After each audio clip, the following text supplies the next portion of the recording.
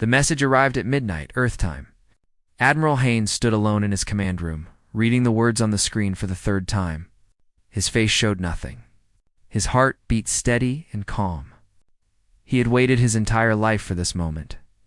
The Galactic Confederacy finally made its move. 340 alien species ruled the known galaxy. They had built their empire over 12,000 years. They controlled trade routes, mining planets, and billions of lives. And now, they had turned their eyes toward humanity. The message was simple. Humanity had 90 days to surrender all 17 of its colony worlds. They must destroy their weapons. They must open their borders. They must submit to something called cultural integration. If they refused, the Confederacy would take everything by force. Hune pressed a button on his desk. A hologram appeared, showing a map of human space. 17 small dots of light against the endless dark. They looked fragile. They looked weak. That was exactly what they were supposed to look like. He allowed himself a small smile. Far across the galaxy, the Confederacy's ruling council gathered in their great hall. High Arbiter Vaughn, leader of the Veth Dominion, sat upon a throne made from the bones of conquered species. His insect body clicked and buzzed with satisfaction. Around him, representatives from dozens of alien races nodded their approval. They had watched humanity for 2 centuries. They had sent scouts to observe Earth and its colonies. The reports all said the same thing. Humans were primitive. Their ships were slow. Their weapons were outdated. Their orbital stations were held together with rust and prayer. An easy conquest. A simple matter. The humans will surrender, Vaughn said. His voice sounded like stones grinding together. They are intelligent enough to know they cannot win. And if they are foolish enough to fight, we will crush them in weeks. The council members made sounds of agreement. Some laughed. The idea of humans resisting the Confederacy was amusing. It was like watching an insect challenge a star. None of them noticed the quiet smile on the face of one observer. A small, gray-skinned creature called Myth, who had lived among humans for 30 years. Myth said nothing. But he knew something the council did not. He knew what humans looked like when they were pretending to be weak. On the frozen moon of Titan 7, Fleet Commander Sue read the same message Admiral Hayne had received. She sat in a research station that, according to official records, studied ice samples and atmospheric conditions. The 20 scientists around her put down their fake equipment and waited for her orders. Sue laughed. It was a genuine warm laugh that echoed through the metal corridors. They finally did it, she said. They actually declared war. A young officer named Tay stepped forward. Commander, should we begin evacuation protocols? Evacuation? Sue shook her head. No, we begin Protocol Ember. The scientists exchanged glances. They had trained for this. They had prepared for this. But hearing the words spoken aloud still sent shivers down their spines. Sue walked to a wall that appeared to be solid metal. She placed her hand on a hidden panel. The wall slid open, revealing a room that stretched far into the darkness below. Inside that room were things that did not officially exist. Ships, weapons, technology that would make the Confederacy's greatest engineers weep with confusion. Send a message to High Command. Sue ordered. Tell them the mask is about to come off. Back on Earth, Supreme Commander Day received reports from all 17 human worlds. Every colony had gotten the Confederacy's message. Every colony was responding the same way. No panic. No fear. Just quiet, efficient preparation. Day was an old man now. He had gray hair and tired eyes. But his mind was sharp, and his memory was long. He remembered the stories his grandfather had told him. Stories about the first contact with alien life. Stories about what had happened to the human colonies that had trusted the Confederacy's promises of peace, cultural integration. Such gentle words. Such a terrible reality. He pressed a button and spoke to his entire command staff. All stations, this is Supreme Commander Day. Authorization code Ember 7. Begin silent activation. This is not a drill. Across 17 worlds, hidden facilities started to wake up. Deep beneath mountains, under frozen oceans, inside hollow asteroids. Machines that had slept for centuries began to hum with power. Ships that no alien had ever seen began their launch sequences. Soldiers who had trained in secret their entire lives put on armor that could stop plasma fire. The galaxy thought humans were weak. The galaxy was about to learn the truth in the Confederacy's capital. Vaughn received word that the human ambassador had requested a meeting. He was pleased. This was the beginning of surrender negotiations. Soon, Earth would belong to the Confederacy. Its people would serve. Its resources would fuel the Empire. He ordered his finest warship to meet the human diplomat. He wanted to show humanity the power they faced. He wanted them to understand that resistance was not just foolish. It was impossible. The ship he sent was called the Eternal Dominion. It was 3 kilometers long. It carried enough weapons to burn a continent. It had never lost a battle. Vaughn watched it depart and felt satisfaction warm his cold blood. He did not know that in the darkness between stars, human eyes were watching too. Silent ships, invisible to every sensor the Confederacy possessed, recorded everything. They counted weapons. They measured speeds. They noted weaknesses. And they sent their reports home. Admiral Han read the intelligence updates and nodded. The Confederacy was exactly as strong as they had predicted, exactly as arrogant, exactly as blind. He thought about his daughter Yuna, safe in the deep shelters beneath Earth's surface. He thought about the billions of humans who had lived their whole lives pretending to be less than they were. He thought about the prisoners the Confederacy had taken over the years, humans who had disappeared into labor camps and worse, soon. He would bring them home. He looked out at the stars and spoke softly to himself. You wanted a war? You're going to get one. But not the kind you imagined. In the Great Hall of the Confederacy, the alien leaders celebrated their coming victory in the shadows of human space. 4,000 warships waited in perfect silence. The first move had been made. The game had begun. And humanity was finally ready to show the galaxy what it truly meant to be human. The Confederacy's diplomatic fleet arrived at the edge of human space with great ceremony. 12 warships surrounded a golden vessel that carried the negotiators. They expected to find frightened humans ready to beg for mercy. They expected tears and promises and desperate offers. They found nothing. The border stations were empty. The communication channels were silent. Not a single human ship came to greet them. The diplomats sent message after message, demanding response. Hours passed, then days. The silence continued. On the lead warship, Fleet Commander Reth grew impatient. His scaled body shifted with anger as he stared at the empty screens. Where are they? Why do they not answer? His officers had no answers to give. Back on Earth, Supreme Commander Day watched the Confederacy's fleet through hidden sensors. He sipped his tea calmly and said nothing. Let them wait. Let them wonder. Let their confidence begin to crack. Ambassador Giwan prepared for her final mission. She was 53 years old. She had served humanity's diplomatic corps for 30 years. She knew more about alien species than almost any human alive. And she knew that what she was about to do would cost her everything. Her daughter Minji had begged her not to go. Her husband had wept. But Jiwan understood something her family did not. Some messages could only be delivered in person. Some statements could only be made with sacrifice. She boarded a small shuttle and flew toward the Confederacy fleet alone. When her ship appeared on their sensors, the aliens felt relief. Finally, the humans were responding. Finally, the surrender could begin. They welcomed her aboard the Eternal Dominion with false smiles and empty courtesy. Guan walked through corridors filled with armed guards. She saw the weapons pointed at her. She felt the hatred hidden behind diplomatic masks. She did not flinch. She did not slow. They brought her to the great meeting chamber where Fleet Commander Reth waited with his negotiators. Holographic screens showed the faces of High Arbiter Vaughn and the Confederacy Council. Watching from across the galaxy, Roch spread his arms in mock welcome. Ambassador, we are pleased you have come to discuss the terms of your people's surrender. Jiwan stood straight.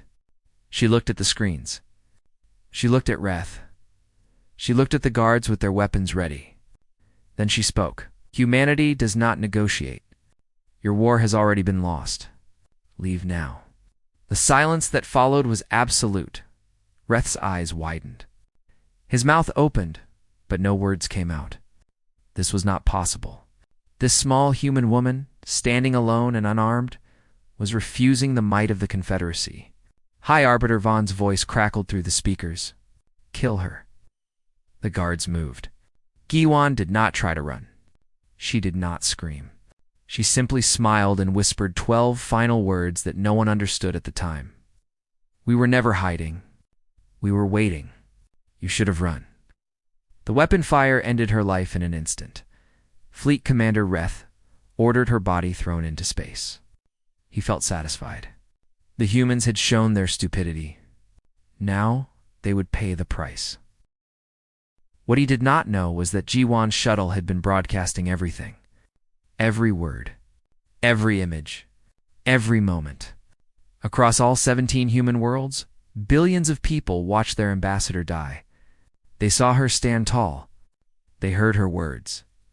And they felt something ancient and powerful rising in their hearts. Not fear, not sadness, rage.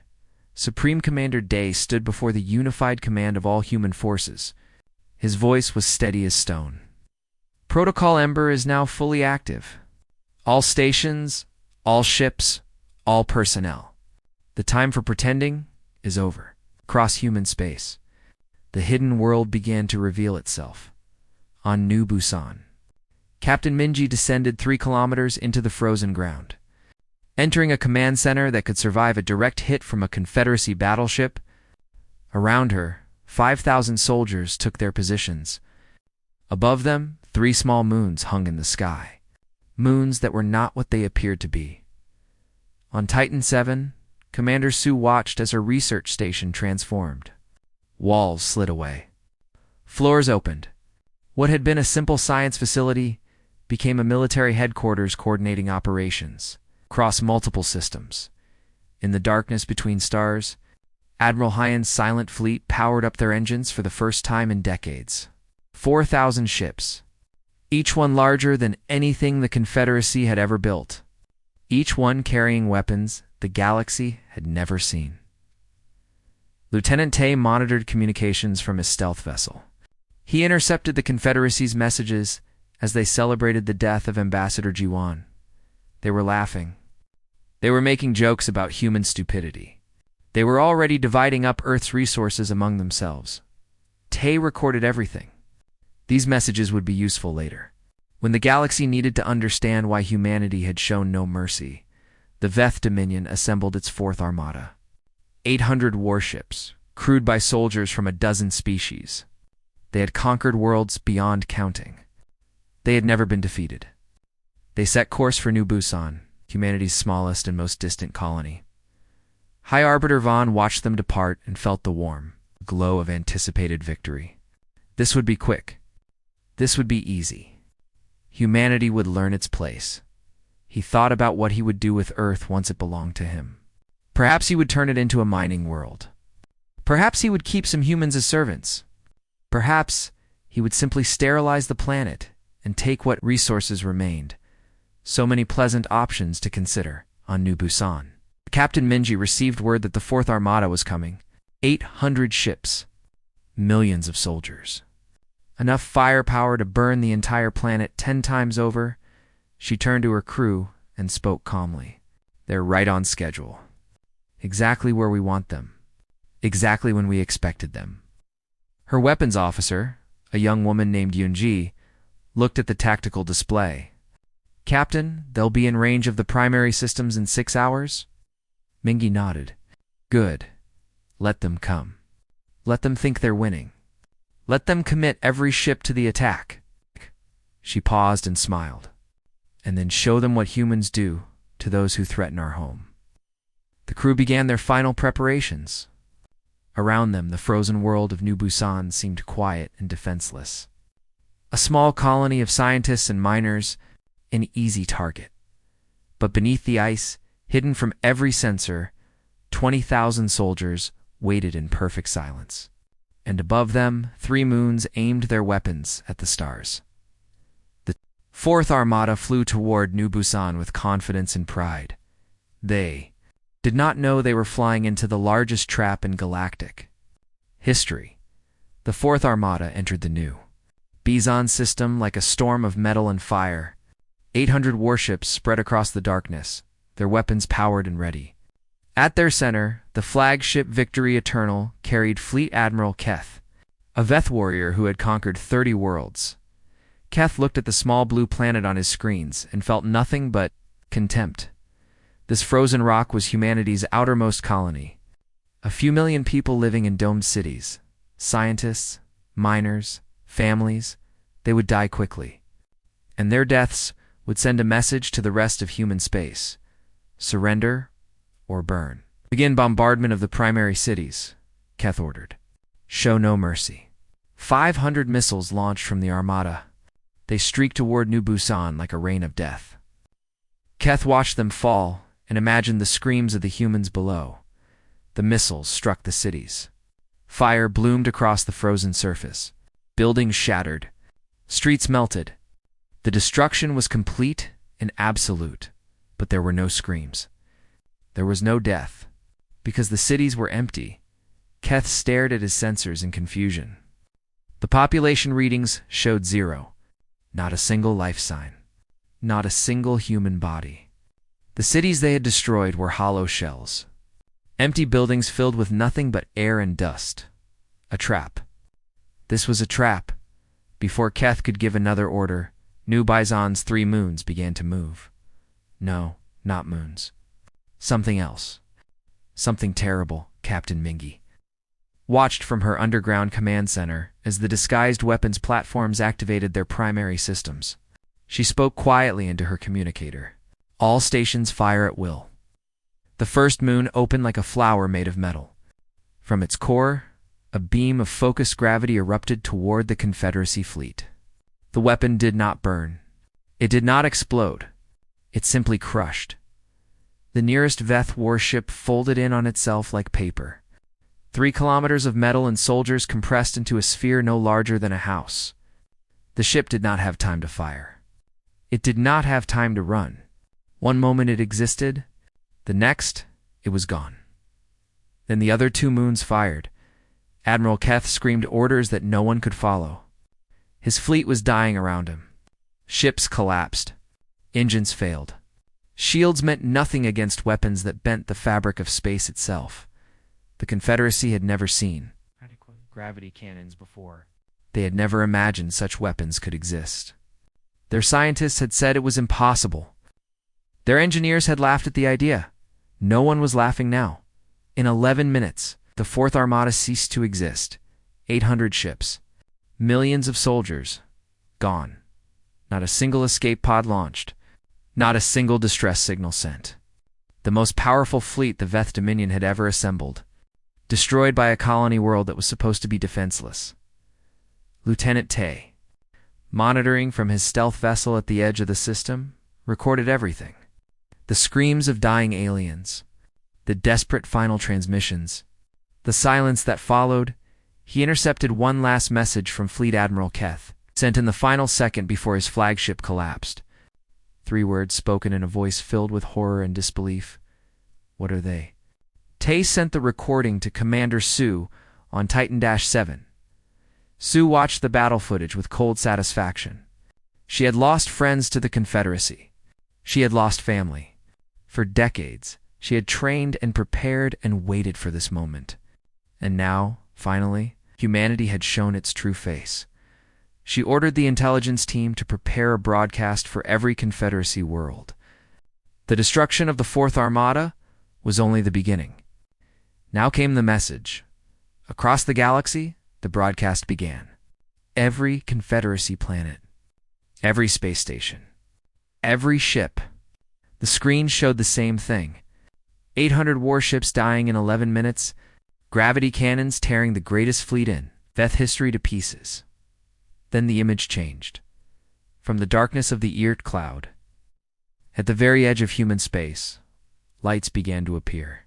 Ship after ship after ship, emerging from hiding places they had occupied for centuries. The human fleet, the real human fleet. Not the handful of rusty cargo vessels the Confederacy's scouts had seen. This was something else entirely. 4,000 warships, each one between 5 and 15 kilometers long, each one carrying weapons that made the gravity cannons look like toys. 4,000 ships crewed by soldiers who had trained their entire lives for this moment. The broadcast ended with words that would echo through galactic history. "We were never hiding from you. We were waiting, High Arbiter." Vaughn watched the broadcast from his throne room. His insect body had gone still. His advisors were silent. The great hall that had echoed with laughter just days ago was now filled with a cold and terrible fear. "Impossible," Vaughn whispered. "This is impossible." But the evidence was undeniable. Humanity had been playing a game. For centuries, they had pretended to be weak. They had built fake cities and fake stations. They had shown the galaxy only what they wanted the galaxy to see, and all the while, in secret. They had been building a military force that dwarfed anything the Confederacy possessed. Ambassador Hannah appeared on screens across the Confederacy. She was a tall woman with calm eyes and a voice like steel wrapped in silk. She spoke slowly, clearly, so that every species could understand. "You declared war on humanity. You killed our ambassador. You attacked our colonies. You thought we were weak because we chose not to show our strength. You thought we were afraid because we chose not to fight." She paused, and her eyes seemed to look directly at High Arbiter Vaughn. "You were wrong." The broadcast ended. In the Confederacy Council, chaos erupted. Species that had celebrated humanity's coming destruction now screamed for peace. Diplomats who had laughed at human weakness now begged for negotiations, but humanity did not respond to their calls.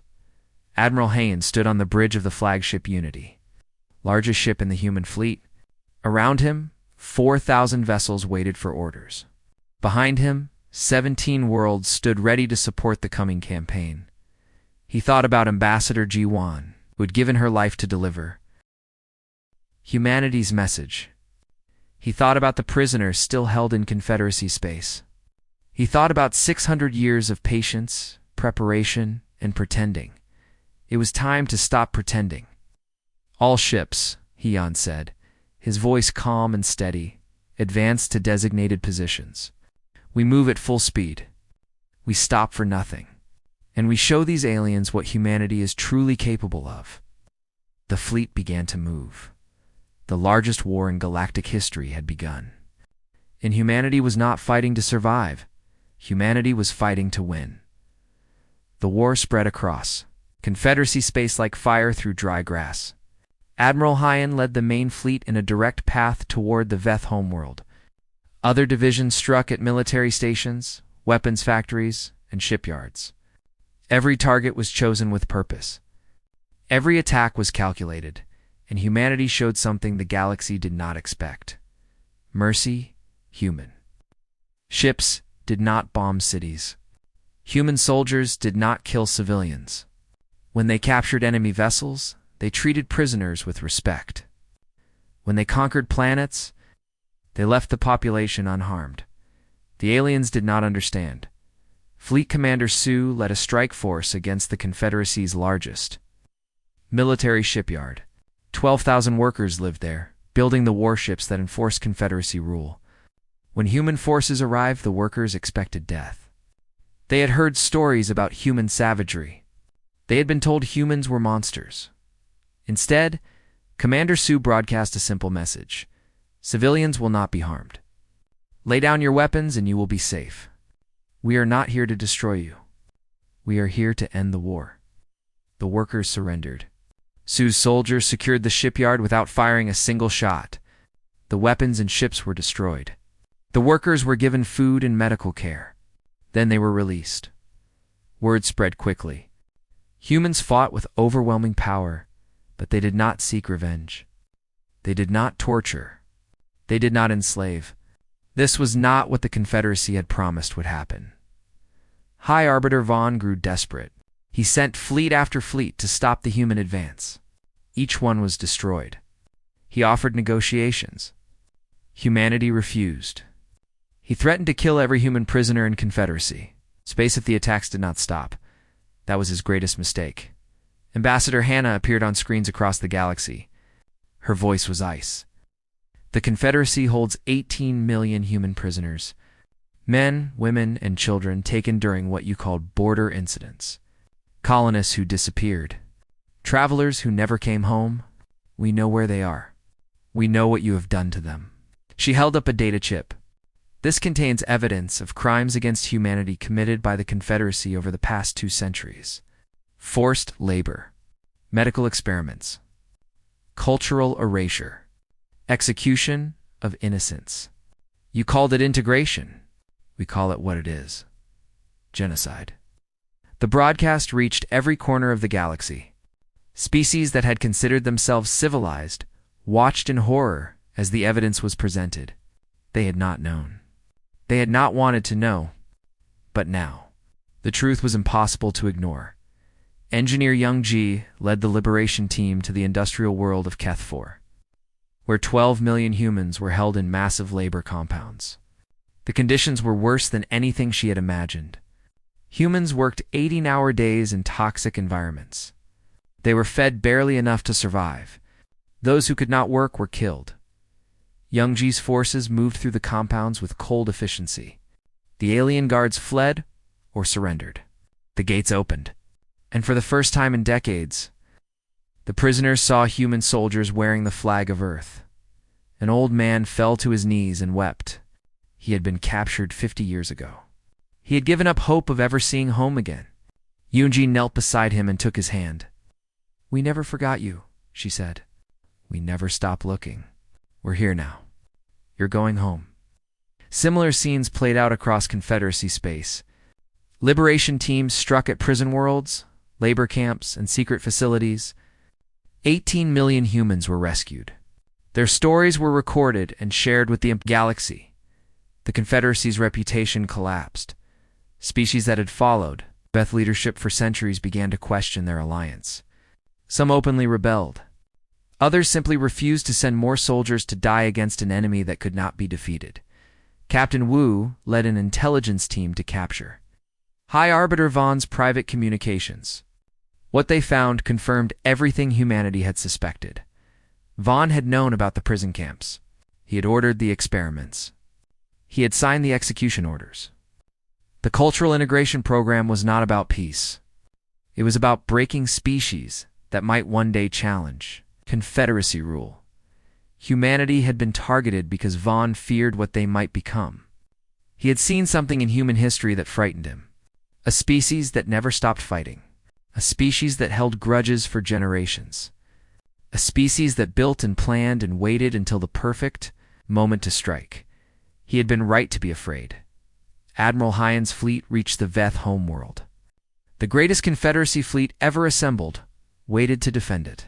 Thousands of ships from dozens of species gathered for a final stand. Hyon looked at the enemy formation and felt nothing but sadness. So many would die today. So many lives wasted because of the arrogance of one leader. He broadcast one final offer. Stand down. Surrender High Arbiter Vaughn to face justice. End this war now, and no more blood needs to be spilled. The Confederacy fleet attacked. The battle lasted for hours. When it ended, the Confederacy's military power was broken forever. Vaughn's flagship was captured.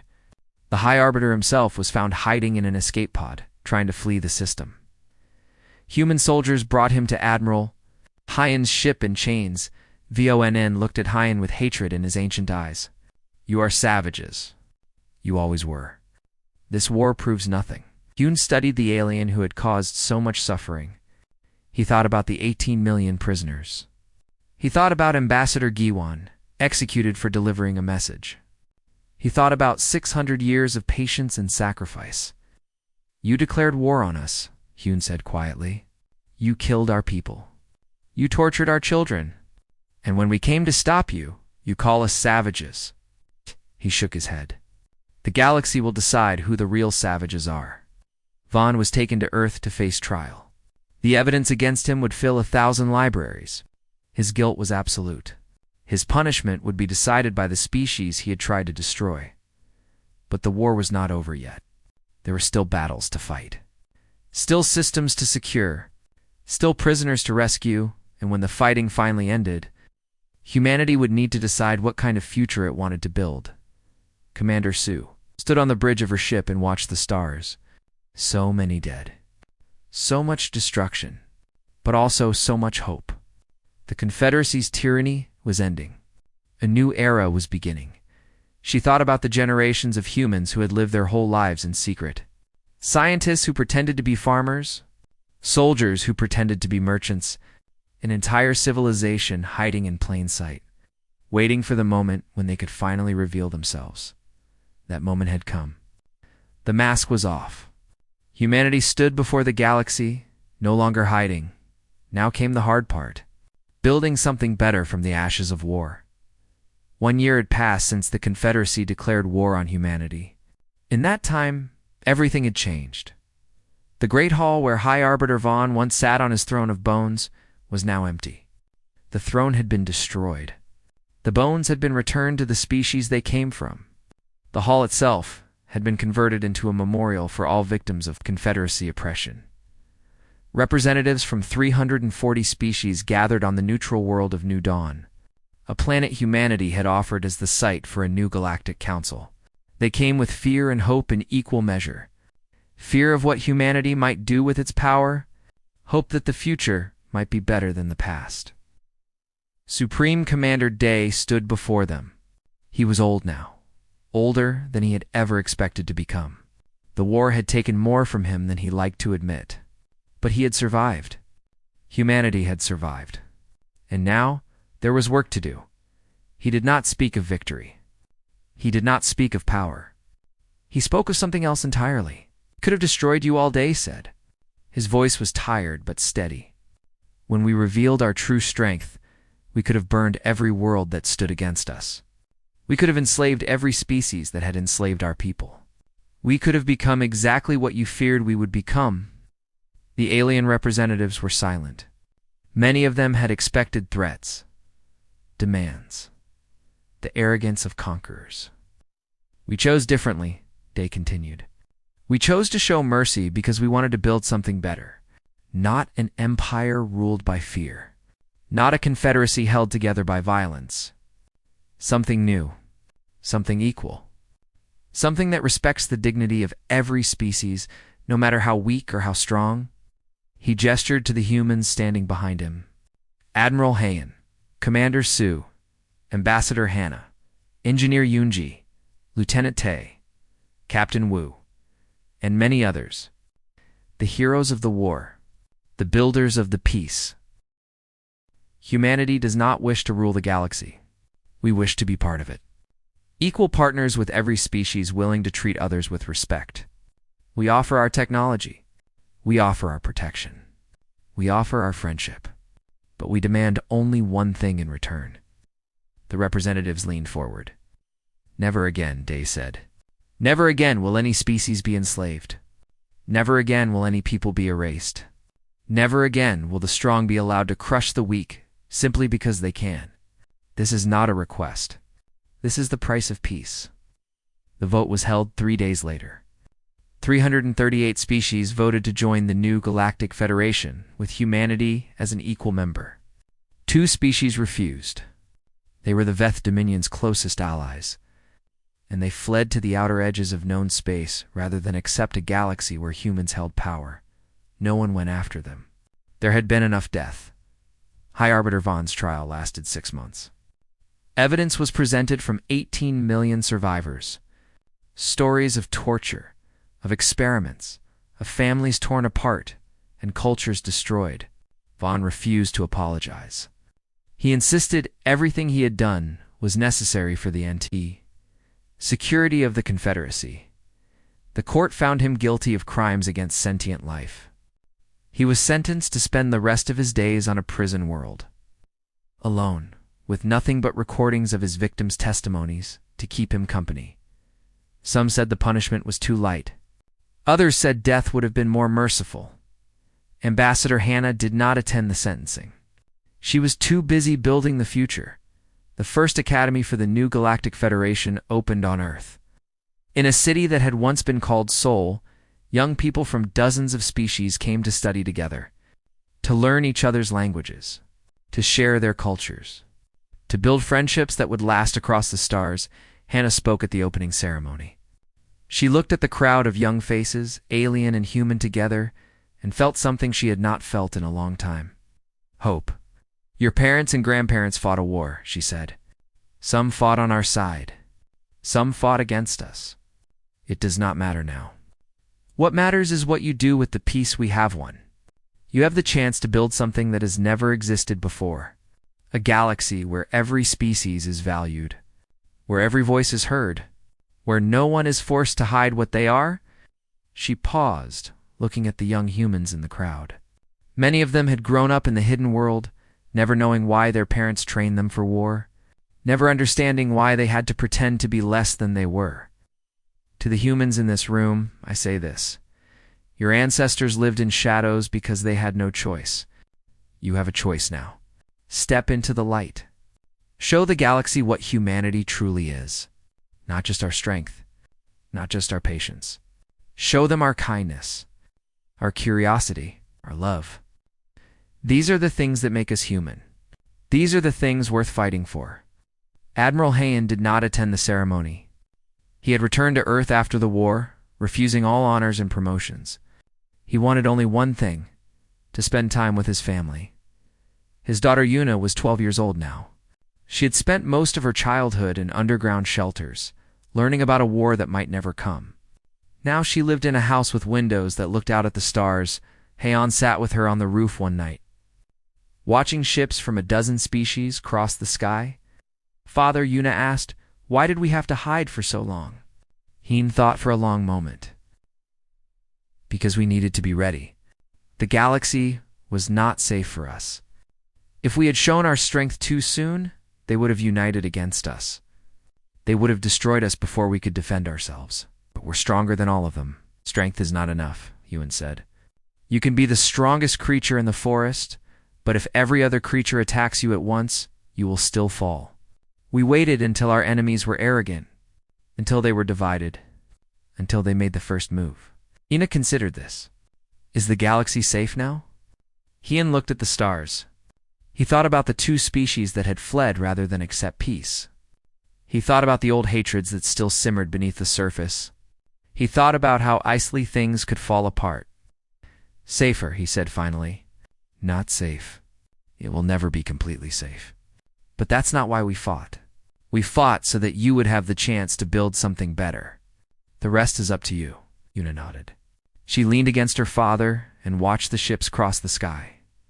Somewhere in the galaxy, the work of building a new order continued. New laws were written. New alliances were formed. Old wounds slowly began to heal. Ambassador Hannah stood before the completed Galactic Council, where every species held equal voice. Behind her, a memorial hologram displayed the faces of those who had died. Ambassador Giwan, who had given her life to deliver humanity's message. The soldiers who had fallen in battle, the millions who had suffered in Confederacy camps. She spoke the words that would close the first session of the new Federation. You called us primitive. You called us weak. You believed we feared you. The truth is simpler. We were never afraid. We were just being polite. She paused, looking around the chamber at faces both alien and human. That courtesy has now ended. From this day forward, humanity stands as an equal member of this galaxy. We will defend our friends. We will oppose those who threaten peace. And we will never, ever hide in the shadows again. The chamber erupted in applause. Alien and human voices joined together, celebrating the birth of something new. The galaxy had changed forever. And at its heart, no longer hiding, stood humanity, ready for whatever came next.